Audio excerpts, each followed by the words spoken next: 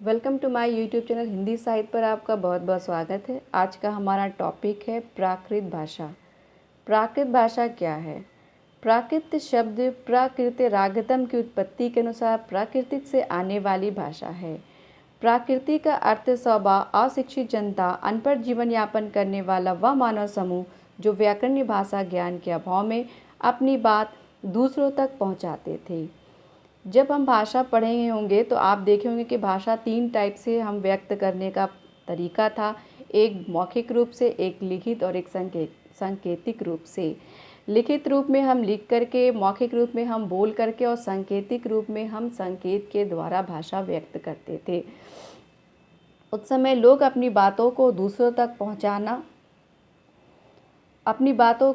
तक पहुंचाते थे और दूसरों की बातों को समझ पाते थे। ये उनका मेन था। उस समय व्याकरण का प्रयोग नहीं होता था। कुछ विद्वानों के अनुसार प्राकृत का अर्थ प्राकृतम अर्थात प्राचीन काल में बोलने वाली भाषा है। ये कुछ विद्वान कहते हैं कि ये प्राचीन समय की भाषा है, इसीलिए इसको हम प्राकृत कहते हैं। प्राकृत जो है वो प्राकृत के रूप में धीरे धीरे विकसित होकर आगे बढ़ी, अर्थात प्राकृत जन भाषा ही प्राकृत है। कहने का अर्थ यह है कि प्राकृत भाषा जो आम भाषा धीरे धीरे विकसित हुई और ये आम भाषा के रूप में विकसित हो गई और ये जन्य भाषा भी बन गई, यही प्राकृत भाषा है। कुछ विद्वानों ने संस्कृत और आधुनिक भाषा के बीच के सभी रूपों को प्राकृत माना है और इन्हें 3 कालों में विभक्त किया है।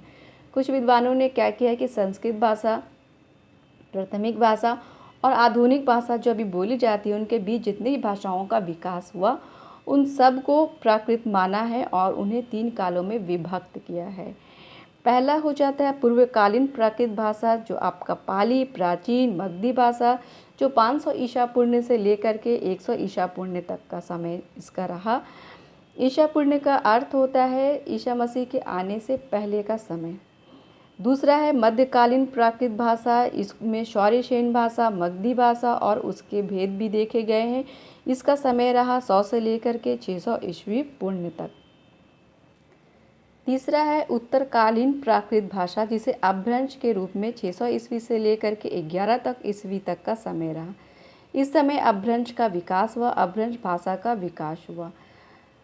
प्राकृत भाषा जो थे वो उसका विकास किस तरह से हुआ? जब लोग एक जगह से दूसरे स्थानों पर जाते थे, वो शब्द धीरे धीरे एक स्थान से दूसरे स्थान तक गई। वो प्राकृत भाषा धीरे धीरे क्या हो गई? विकसित होने लगी। इसका संपूर्ण विकास हुआ और इसकी लोकप्रियता बढ़ी और लोकप्रियता बढ़ने के बाद साहित्य के रूप में भी इसे अपनाया गया। आप बौद्ध और जैन की बहुत सारी ग्रंथ जो है वो प्राकृत भाषा में ही लिखी गई है। आगे के टॉपिक में हमने पढ़ा था कि प्राकृत भाषा में व्याकरण का प्रयोग नहीं हुआ था, ये आम भाषा थी, इसमें लोग व्याकरण का प्रयोग नहीं करते थे। प्राकृत भाषा में अब हम यहाँ देखेंगे कि प्राकृत भाषा में व्याकरण का सर्वप्रथम प्रयोग जो थे वो वररुचि ने किया था 7वीं शताब्दी में।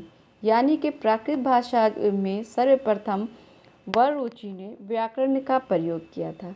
इनके व्याकरण का नाम प्राकृत प्रकाश है, इसके 12 परिच्छेद है। ठीक है। वररुचि ने प्राकृत प्रकाश ग्रंथ में प्राकृत भाषा के 4 भेद बताए हैं। वो भेद कौन कौन से हैं?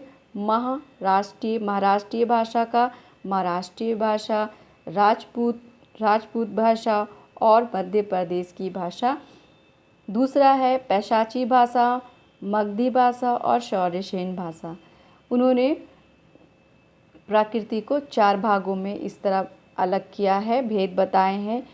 महाराष्ट्र के लोग जो उस समय की भाषा थी, महाराष्ट्र में जो बोली जाने वाली भाषा प्राकृत भाषा, पैशाची जो उत्तर पश्चिमी पंजाब और अफगानिस्तान में बोली जाती थी, मगधी भाषा जो मगध की भाषा थी और शौर्यसेन जो मथुरा के आसपास की बोली जाने वाली भाषा थी।